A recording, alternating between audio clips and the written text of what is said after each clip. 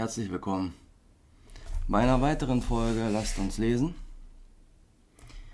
Wir lesen weiter bei den deutschen Sagen gesammelt von Brüder Grimm. Auf der Seite blende ich die Seite ein, die ich gerade lese. Und da oben findet ihr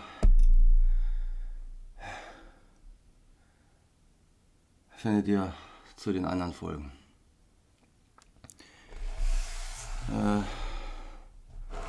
Eine Lesehilfe.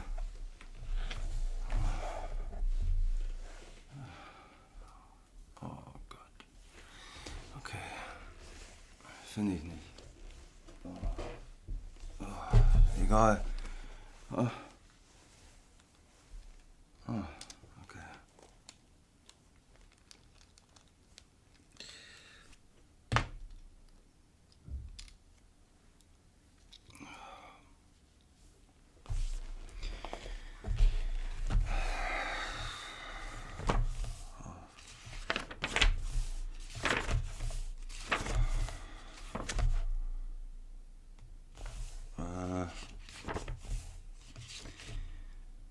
Wir haben aufgehört bei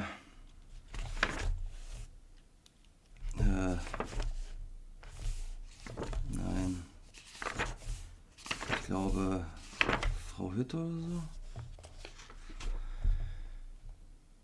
Ja, ungefähr.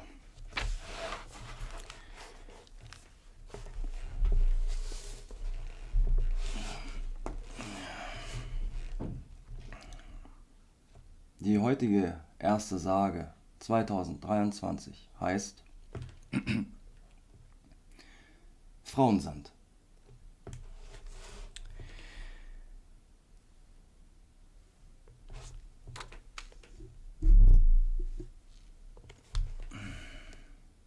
Frauensand. An der westlichen Seite von Friesland, der Ostseite des Zudersees, wachsen mitten aus dem Meere Gräser und Halme hervor, an der Stelle, wo früher die Kirchtürme und Prachtgebäude der versunkenen Stadt Stavoren in tiefer Flut begraben liegen. Die Gegend heißt bis auf den heutigen Kahlhag der Druvensand, und davon wird eine lehrreiche Sage erzählt, die unter den Fischern und Schiffern und Fischern von Mund zu Mund geht. Dort wohnte eine vornehme Frau, deren Namen man freilich nicht mehr kennt. Sie war stolz auf ihren Besitz, hart gegen die Menschen und strebte nur danach, ihre Schätze zu mehren. So wie sie dachten übrigens alle Leute in Stavoren, und es war darum kein Wunder, dass man allerwärts hässliche Gesinnung antraf und lästerliche Rede vernahm. Eines Tages rief sie ihren Schiffsmeister, dem sie befahl, auszufahren und eine Ladung des Edelsten und Besten mitzubringen, was auf der Welt wäre. Vergebens forderte der Seemann nähere Weisungen, weil er an pünktliche und bestimmte Aufträge gewöhnt war. Sie bestand zornig auf ihren Wort und hieß ihn alsbald in die See stechen. Der Schiffsmeister fuhr unschlüssig und unsicher ab und wusste nicht, wie er dem Geheiß seiner Herren, deren bösen, strengen Sinn er kannte, nachkommen möchte, und überlegte hin und her, was zu tun. Endlich dachte er, ich will ihr eine Ladung vom besten Weizen bringen, denn was ist wohl schöner als das herrliche Korn, dessen kein Mensch entraten kann. Also steuerte er nach Danzig, befrachtete sein Schiff mit den vorzüglichsten Getreide und kehrte dann, immer noch unruhig und furchtsam vor dem Ausgange, wieder in seine Heimat zurück. »Wie, Schiffsmeister?« rief ihm seine Herrin in Stavoren entgegen. »Du bist schon hier? Ich glaubte, dich an die Küste von Afrika, um Gold und Elfenbein einzuhandeln. Lass sehen, was du geladen hast.« Zögernd, denn an ihrem Redefall sah er schon, wie wenig sein Einkauf ihr behagen würde, antwortete er, »Meine Herren, ich führe euch den köstlichen Weizen zu, der auf Erden gefunden werden kann.« »Weizen«, sprach sie, »so elendes Zeug bringst du mir? Ich dachte, das wäre so elend nicht, was unser tägliches und gesundes Brot gibt. Ich will dir zeigen, was mir deine Ladung wert ist. Von welcher Seite ist das Schiff geladen?« Von Steuerbord. »So befehle ich dir, dass du sogleich die Ladung auf Backbord in die See schüttest. Ich komme selbst hin und sehe nach, ob du meinen Befehl ausgerichtet hast.« Der Seemann schauderte davor, einen Auftrag auszuführen, der sich so gröblich an Gottes Gnaden versündigte, und ließ in aller Eile arme und dürftige Leute herholen, die selten ein Stück gutes Brot zu essen hatten. Durch den Anblick dieses Elends hoffte er, die harte Herren milder zu stimmen. Er glaubte sicher, dass sie lieber die Ladung an diesen Armen verteilen, als sie in das Meer schütten lassen werde. Allein darin irrte er sich völlig. Das Herz der stolzen Frau blieb hart wie Stein, und sie forderte mit Ungeduld und unter Androhung schwerer Strafe, dass ihr Befehl sogleich befolgen werde. Da bezwang sich der Schiffer nicht länger und rief laut: »Solche Bosheit kann Gott nicht ungestraft lassen. Ich sage euch, es wird der Tag kommen, an dem ihr gern die edlen Körner, die ihr so frevelhaft verspielt, eins nach dem anderen auslesen möchtet, um euer Hunger zu stillen.« Da lachte die stolze Frau, und glaubte, der ängstliche Mann sei um seinen Verstand gekommen. Die Drohung des Gerechten erfüllte sich aber früher, als die Frau mit dem Steinherz dachte. Bald nachdem der gottlose Befehl ausgeführt war, traf die Nachricht ein, dass die ganze aus dem Morgenland heimkehrende Flotte der Frau gestrandet sei. Dann kamen Hiobsposten von anderen Schiffbrüchen, wodurch reiche Ladungen verloren gingen. Ein anderes großes Schiff nahmen Mohren und Türken, und schließlich brachte der Fall mehrere Handlungshäuser die hartherzige Frau um den Rest ihres einst ungeheuren Vermögens. Da kam es, wie der redliche Schiffsmeister es vorhergesagt hatte. Seine Meisterin geriet in das Elend und musste das Brot an den Türen betteln. Oft bekam sie keinen Bissen, verkümmerte darum und starb in Verzweiflung. Der Weizen, in der das Meer geschüttet war, fasste im Sande der tiefe Wurzel, sproßte und wuchs das folgende Jahr, doch trug er taube Ähren. Niemand achtete des Wahrzeichens, und die Ruchlosigkeit nahm sogar in Stavoren zu. Selbst als man aus einem Brunnen zum größten Erstaunen einen Hering und einen Steinbutte lebend mit dem Zieheimer herausschöpfte, besserte sich keiner. Da zog Gott seine schirmende Hand von der bösen Stadt. In einer Nacht öffnete sich die See, und 3/4 von Stavoren verschlang die Flut. Der Rest zog das Meer nach und nach in die Tiefe. Mit dem Reichtum der stolzen Stadt ist seitdem aus. Noch immer aber wächst auf der Sandbank ein merkwürdiges Gras mit tauben Ähren, das man sonst nirgends findet. Ja, solche Geschichten kennt man ja zuhauf.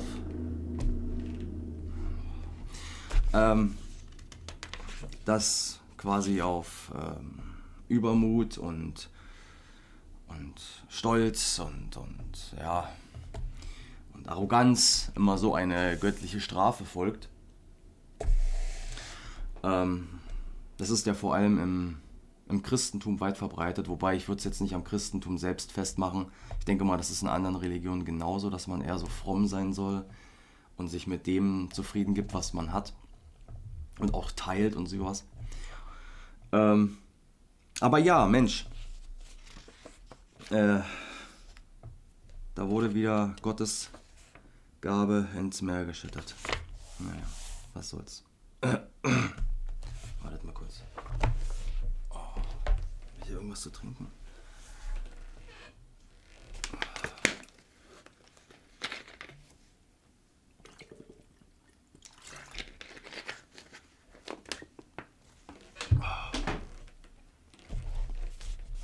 Machen wir weiter.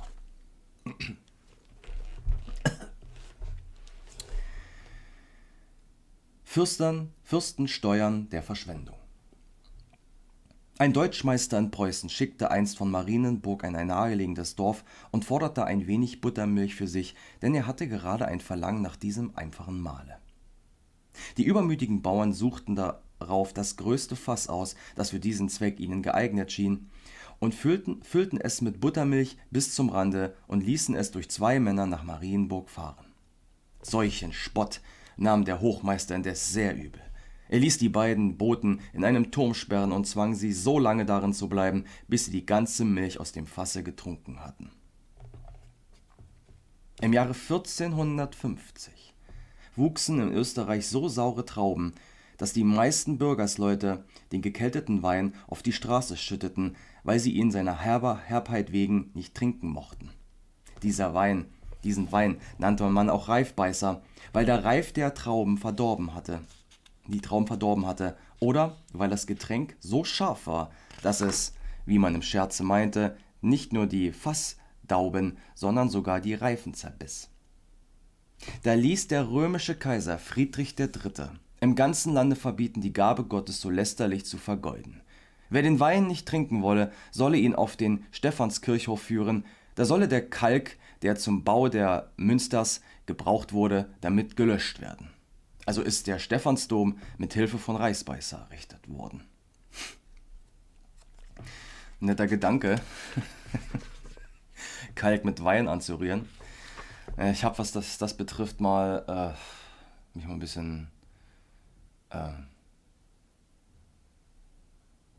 nachgeschaut im Weltnetz. Und es ist ja gar nicht so ungefährlich, so Kalk zu löschen, ne?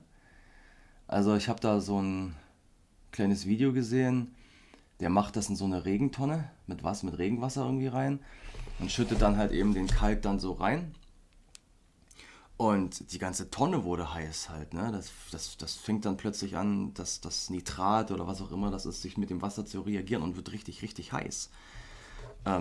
Jetzt frage ich mich aber, was passiert, wenn man damit Alkohol zumischt? Ist das nicht irgendwie eine gefährliche Mischung? Ich meine, Alkohol brennt. Ich weiß jetzt nicht, wann die Selbstentzündung von Alkohol ist und wie heiß das werden kann, aber ich glaube, es ist spannend. Na, aber gut, dann ist naja, das mit der Buttermilch habe ich nicht ganz gerafft. Aber es liegt vielleicht auch daran, dass ich jetzt einfach nicht gerade so auf der Höhe bin. Ähm, Eingesperrt im Turm und muss die Buttermilch austrinken. Da würde ich aber hinmachen, bis da, solange sie noch gut ist. Ich weiß nicht. Ich habe gehört, Buttermilch soll ja gut für die Haut sein. Einige baden ja damit oder darin oder sowas. Hab ich mal gehört. Da hat man wieder bei Lebensmittelverschwendung wieder.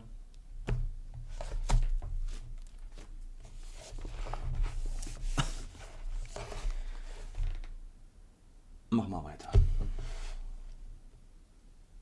Der Dieb.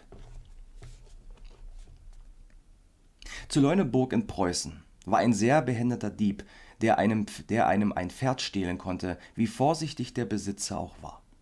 Nun hatte der Ortspfarrer ein schönes Pferd, das er den Fischmeister zu Angermund verkaufen wollte, sie waren aber noch nicht handelseins geworden.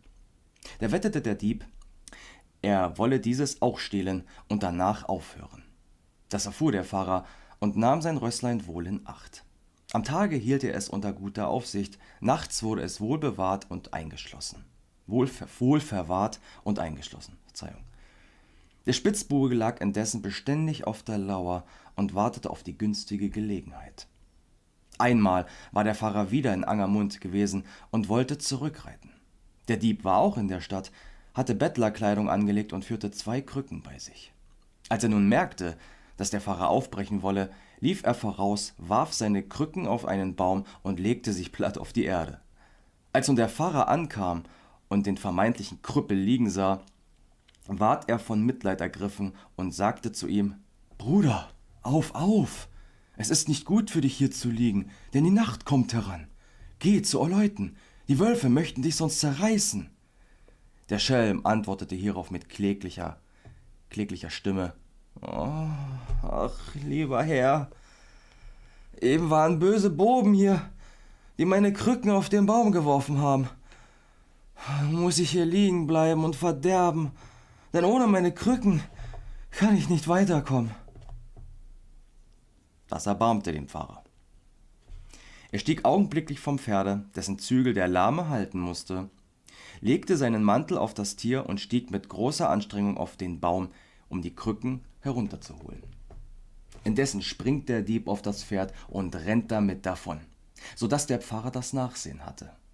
Der Dieb hatte also richtig vorhergesagt, dass er seinen Vorsatz ausführen werde, und ebenso richtig, dass es danach aufhören werde.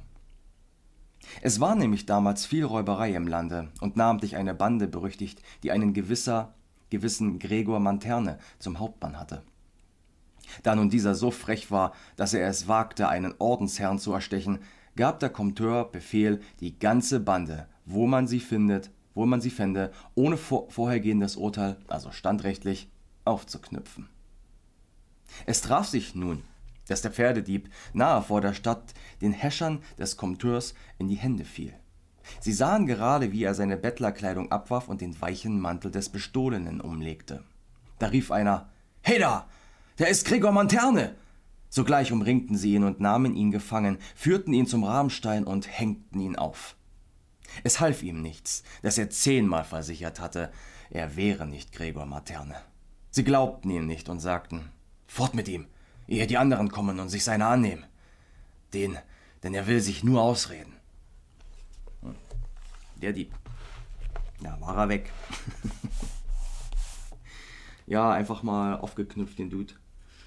Ja, die Masche mit den Krücken.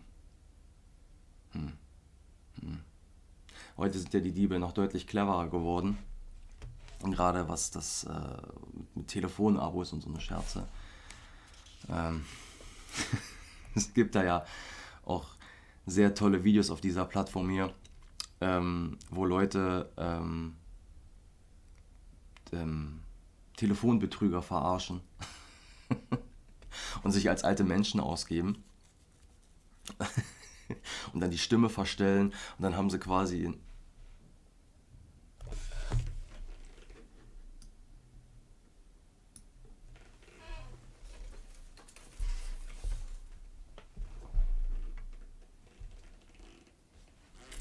und dann hat er sich quasi so ein auf seinem Computer sowas eingestellt, dass die Leute halt nicht auf seine Zugangsdaten zugreifen können und hat dann mal so Fake-Internet-Adressen gemacht, die genauso aussehen wie die echten und da die Daten eingeben, wie irgendwelche Bankverbindungen und bla bla bla und so führt er die meist aus dem indischen Raum hinters Licht. Gut. Aber man muss ja auch sagen, ich weiß gar nicht, das ist halt unfassbar lukrativ für die Leute da. Selbst es ist natürlich ein Tropfen auf dem heißen Stein, dass sich darüber lustig machen, dass da mal welche verarscht werden, ist ja eins. Ne? Aber da gibt es ja wirklich Leute, die darauf reinfallen. Ne? Vor allem ältere Leute. Und ja, aber man muss das ja auch so sehen, das lohnt sich für die total.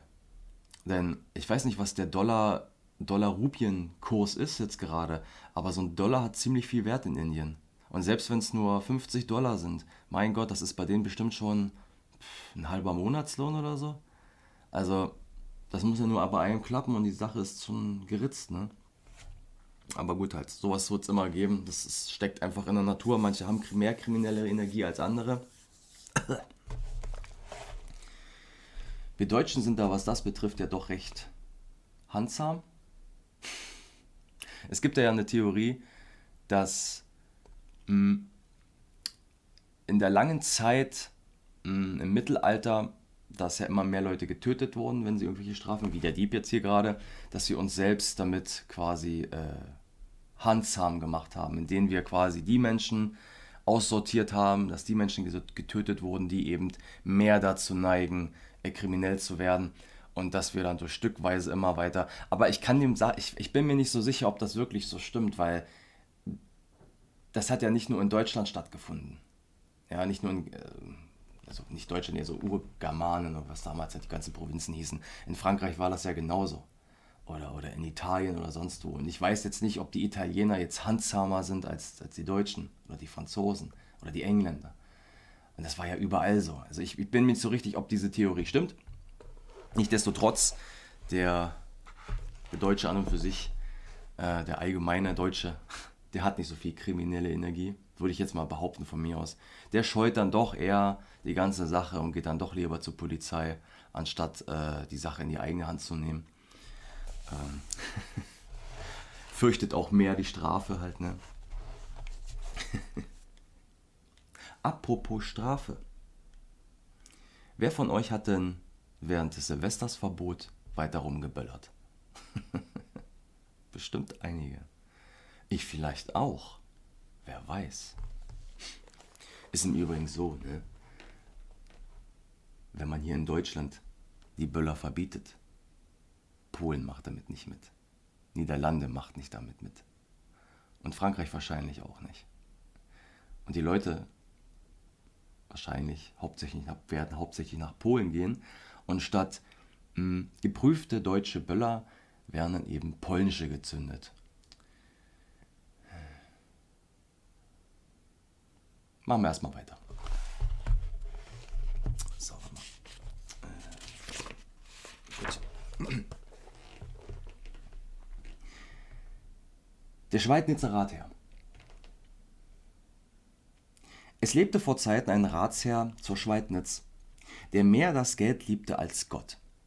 Er hatte eine Dohle abgerichtet, die durch eine ausgebrochene Glasscheibe in die seinem Hause gegenüberliegendes Ratskämmerei flog und da Geldstücke stahl, die sie den alten Geizhals herüberbrachte. Die Ratsbedienten merkten bald, dass der Schatz bestohlen wurde und lauerten dem Dieb auf. Da gewahrten sie zu ihrem Erstaunen den geflügelten Räuber, der regelmäßig nach Sonnenuntergang kam und eins der Goldstücke vom Tisch aufnahm und wegschleppte. Sie zeichneten darauf einige Goldstücke und legten sie hin. Richtig wurden sie von der Dohle nach und nach weggeholt. Nun saß der ganze Rat zusammen. Die Sache wurde vorgetragen und erwogen. Darauf beschloss man, den Dieb, falls man ihn erwische, auf den Kranz des Hohen Ratshausturmes zu bringen. Er solle dann oben verhungern, wenn er es nicht fertig bringe, von außen herabzusteigen.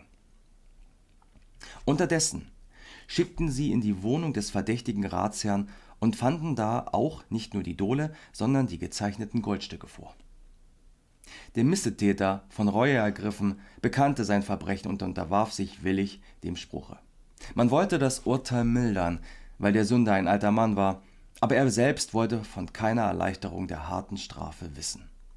Vor aller Augen stieg er mit Zittern und Zagen auf den Kranz des Turmes und wurde da abgesperrt. In der großen Not versuchte er, den gefährlichen Rückweg anzutreten. Er kam bis an ein steinernes Gesims, und nun konnte er weder vorwärts noch rückwärts. 10 Tage stand der arme alte Mann da zur Schau, dass es einen erbarmte, ohne Speise und Trank, im Winde und Wetter, bis er treu und bußfertig durch solchen grausamen, unerhörten Tod sein Leben endigte. Zum Andenken wurde sein steinernes Bild auf jenes Gesims gesetzt. Im Jahr 1642 wehte es der Sturm herunter, der Kopf davon soll noch auf dem Ratshaus vorhanden sein. Ja Mann, da frage ich mich, warum der werte Herr 10 Tage da oben...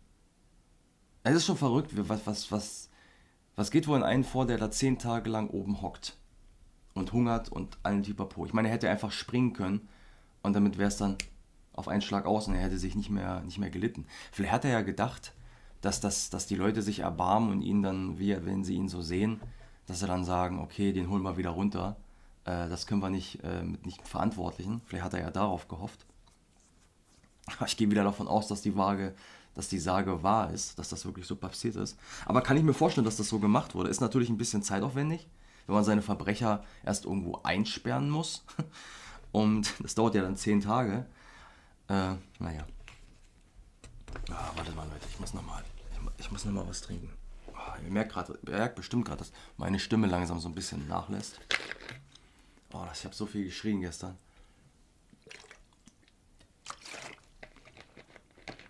Tut mir leid, wenn ich wieder vom Thema abkomme, aber es war so windig. Es war so verdammt windig. Es war warm wie in einer späten Frühlingsnacht, aber es war so windig. Und mir sind teilweise nachdem ich eine Batterie angezündet habe, sind mir die Dinger alle in Brand gegangen. Weil das ist so ein Kamineffekt, der Wind ist von unten so rauf, ihr kennt ja bestimmt so eine Batterie, die wird dann hochgeschossen und die sind von unten so rauf und haben das Ding alles entfacht. Es hat, also bestimmt von den Batterien, die ich hatte, haben 3 gebrannt. Lichterloh gebrannt, die sind dann wirklich komplett und ich konnte sie nicht ausmachen, weil ich habe ja jetzt keinen Eimer Wasser dabei gehabt. Und habt ihr das dann einfach versucht, kontrolliert auszubrennen, weil reintreten werde ich da sicher auch nicht. War schon spannend, das hatte ich so auch noch nie erlebt, dass mir wirklich alles wegbrennt. Ne? Natürlich danach weggeschmissen, ne? Das gehört sich dazu. Ne? Also, ne? Ich finde es immer ein bisschen blöd, wenn man so ein Zeug dann liegen lässt. Also ich habe es jetzt nicht alles in den Mülleimer reingetan, sondern davor gestellt, weil ich Schiss hatte, dass das noch brennt. Am Ende brennt der Mülleimer. Nichtsdestotrotz finde ich es wichtig, dass man sowas wegräumt. Jetzt nicht so den kleinen Scheiß und diese ganzen Raketenstangen, die sind ja dann irgendwann weg. Die findest du nicht mehr wieder. Aber was ich so sehe, so an dem Zeug, das sammle ich ein und flachs weg. Ich weiß nicht, ich finde, es gehört irgendwie dazu, wenn man schon immer böllert, immer den Spaß haben und danach halt muss man ein bisschen aufräumen. Ne? Und wenn man halt, ich meine, wenn man das alles in dieselbe Richtung wirft und nicht quer durch den Garten weg, dann muss man noch nicht sich so ausbreiten und suchen. Halt, ne? Zumal, das ist auch so ein anderes Ding, ich habe als Kind nach Silvester am 1.1. immer, ich glaube, das haben viele gemacht, habe Blindgänger gesucht. Haben viele gemacht, ich weiß das.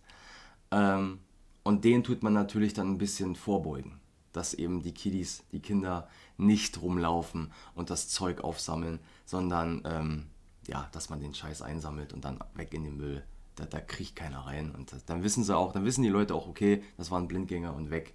Ne? Zumal, mein Gott, also. Aber mein Gott, nochmal zur ganzen Sache, ey. Ich habe nicht alles wegbekommen, weil, ich weiß nicht, der eine von euch kennt das ja, die klagen am Silvester, entweder es ist verdammt kalt und du zitterst dann da und versuchst dann diesen scheiß Feuerstein anzumachen und dann ist es noch ein bisschen windig und diese verdammten Feuerzeuge, die wollen ja da nicht und ich schaffe es nie wieder immer, also ich schaffe es immer nicht, mir ein Sturmfeuerzeug zu kaufen, irgendwie raff ich es nicht, immer kurz davor und dann ist es immer meistens zu spät. Auf jeden Fall sitzt du dann da, naja, mal sogar eins und dann und hängst dann wie so ein Vollidiot und kriegst das Ding nicht an. Und wenn du es dann mal ankriegst, dann fängt das Ding an zu funken und du verbrennst dir die Pfoten daran. Also heiß-kalt, heiß-kalt, heiß-kalt. Und diesmal war es eben, oder es ist super nass, na, dann kann man es gar nicht lassen. Hatte ich ehrlich gesagt noch nicht gehabt, dass es dann richtig geregnet hat, Punkt 0 Uhr, dass man gar nicht knallen gehen kann. Und diesmal war es einfach so windig, das ging gar nicht. Da gibt es ja dann die Tricks dann, ja, dann stellt man sich dann so im Dreieck hin oder je nachdem wie viele Leute man hat, versucht man sich in Windrichtung zu stellen, aber das kannst du vergessen, das kam ja von allen Richtungen, überall Verwirbelung ohne Ende. Zum Glück gibt es diese weiß nicht, in einigen Raketenpackungen habt ihr bestimmt mal gesehen, da sind diese kleinen Stäbe mit drin, diese Anzündstäbe, die einfach nur glimmen. Und mit die kannst du das quasi dann alles anzünden. Der eine oder andere von euch raucht vielleicht sogar, dann kann man einfach eine Kippe anzünden und dann zündet man so an. So hat zum Beispiel mein Vater ständig gemacht. Das ging ja ratzfatz. Ja, geht permanent, ne? In meinem Fall hat das aber nicht geklappt. Und holla die Waldfee. Und ich muss sagen, dieses Silvester war viel mehr los als, also die letzten 2 Silvester waren ja praktischerweise gar nicht richtig existent, ne? Also überhaupt nicht im Verhältnis. Aber wenn ich das jetzt vergleiche mit 2019 oder 19 auf 20, das war schon heftiger, finde ich. Also wir standen da um 0 Uhr unten und haben angefangen und aus allen Richtungen, überall, du konntest an den Himmel schauen und in jeder Himmelsrichtung überall bum, bum, bum, bum, bum. Richtig geil. Es hält zwar nur so 5 Minuten lang an, ne, und man leistet seinen Part, die Geister des vergangenen Jahres, die bösen Geister des vergangenen Jahres zu vertreiben, aber das ist ein geiler Moment, finde ich. So, du siehst einmal so ein gemeinschaftlicher Gedanke, oh, du fängst jetzt da und der ganze Himmel ist voll, alles Himmel ist voll. Ja, finde ich persönlich super, wenn man dann so mittendrin steht, um einen herum quasi fliegt alles in die Luft, überall Funken und es knallt und dies und jenes und du stehst mittendrin und füllst dann die Mitte so aus. Wunderschönes Gefühl. Ich genieße sowas, die einen oder anderen genießen so etwas nicht, das weiß ich. Das lasse ich mir aber nicht nehmen. So. Ja. Oh, meine Güte. Der Glockenguss zu Breslau. Als die Glocke für die St. Magdalena-Kirche zur Breslau gegossen werden sollte und alles dazu fast fertig war, ging der Gießer zuvor zum Essen. Er ließ den Lehrjungen zur Aufsicht bei dem Werke zurück, verbot ihn aber ausdrücklich, den Hahn am Schmelzkessel anzurühren. Der Bube war aber vorwitzig und neugierig und wollte gern sehen, wie das glühende Metall aussehe. Wie er nun den Kran bewegte, fuhr dieser wider seines Willens ganz heraus, und das glühende Metall strömte in die Form. In seiner Angst wusste sich der Junge nicht zu helfen. Endlich wagte er es, zum Meister in der Stube zu gehen. Weinend berichtete er das Unglück und bat um Verzeihung. Als der Meister nun hörte, dass der Knabe gegen seinen ausdrücklichen Befehl gehandelt und ihn dadurch nun die Früchte wochenlanger fleißiger Arbeit gebracht habe, übermannte ihn der Zorn, so dass er den Jungen auf der Stelle erstach. Dann eilte er in die Werkstätte, um zu sehen, ob noch etwas von dem Werke zu retten könne. Er kam zu spät. Voller Sorgen räumte er noch die Verkühlung ab. Da stand sich's, dass die ganze Glocke wohl ausgegossen und ohne Fehler war. Nun erst kam ihm zum Bewusstsein, welches schweres Unrecht er getan hatte. Der Lehrbube war gestorben, der Meister wurde gefänglich eingezogen und vor dem Richtern zu Tode durch das Schwert verurteilt. Inzwischen war die Glocke im Turme der Magdalenerkirche aufgezogen worden. Da bat sich der Gießermeister als letzte Gnade aus, dass die neue Glocke auf seinem Wege zum Richtplatze geläutert werden möchte. Gern wurde dem sonst wackeren und unbescholtenen Meister dieser letzte Wunsch erfüllt, und der Rat verfügte weiter, dass fortan jeder arme Sünder auf seinem Richtgange diese Glocke geläutet werden solle. Die danach genannte Armensünderglocke ist so schwer, dass wenn man 50 Schläge gezogen hatte, die anderen 50 von selbst gehen. Ja Mensch, hat er ja ein bisschen übertrieben, der gute Mann, einfach den zu erstechen, also meine Güte. Heftig. Wobei ich das, klingt doof, ne, wobei ich das nachvollziehen kann, war natürlich eine Sache, ein Affekt, ne. Aber wenn man das überlegt, wie viel Arbeit das kostet, das ist ja unfassbar. Gerade bei diesen Gießvorgängen. Das ist ja auch immer so ein Glücksspiel. Manchmal hat sich eine kleine Luftblase da reingefügt und zack, ist das ganze Ding dann eigentlich wertlos. Vor allem bei einer Kirche. Das ist ja ein Resonanzkörper. Und bei einer Glocke ist ja ein Resonanzkörper. Und wenn da irgendetwas nicht stimmt, ändert das am Ton.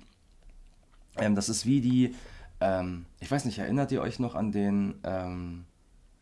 da war eine Glocke, da war ein Hakenkreuz da war ein Hakenkreuz drauf auf der Glocke. Weil die halt irgendwie gegossen wurde zu der Zeit halt, ne? Und das war eine ganze Jahre lang war die Glocke da oben drin und es hat niemanden gestört. Hat doch wahrscheinlich auch die meisten gar nicht gewusst, dass das da oben ist. Du hörst das ja nicht, dass da ein Hakenkreuz dran ist. Die Glocke läutet nicht Hakenkreuz, Haken. Macht's ja nicht, ne? Und dann wurde das Ding ja quasi, das Hakenkreuz dann bei einer Nacht- und Nebelaktion, ganz zufällig, war ohne Einbruch, also man ist mit einem Schlüssel reingekommen, wurde das ja mit einem Winkelschleifer weggeschliffen. Halt, ne? Und eigentlich kann man danach die Glocke wegwerfen, im Prinzip. Weil da wurde Material abgenommen und das wurde bestimmt auch nicht säuberlich und fein gemacht. Das wurde natürlich in einer schnellen Aktion gemacht und da ist eigentlich die Glocke, ich glaube, danach eigentlich hinüber. Die kannst du danach wegwerfen. Weil plötzlich klingt die Glocke nicht mehr vernünftig, weil da ein Ungleichgewicht drin ist. Glaube ich jetzt, würde ich jetzt mal behaupten, dass das so ist. Keine Ahnung, du kriegst das von sowas, du siehst das ja in den Nachrichten dann plötzlich und dann hörst du ja nie wieder was davon. Ne? So.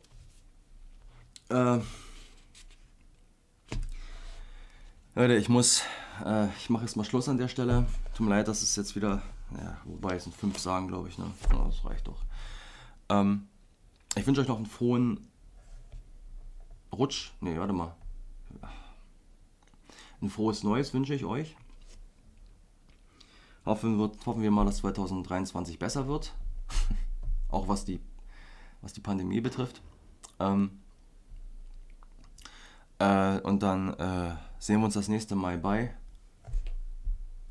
Lasst uns lesen. Genau. Bis zum nächsten Mal.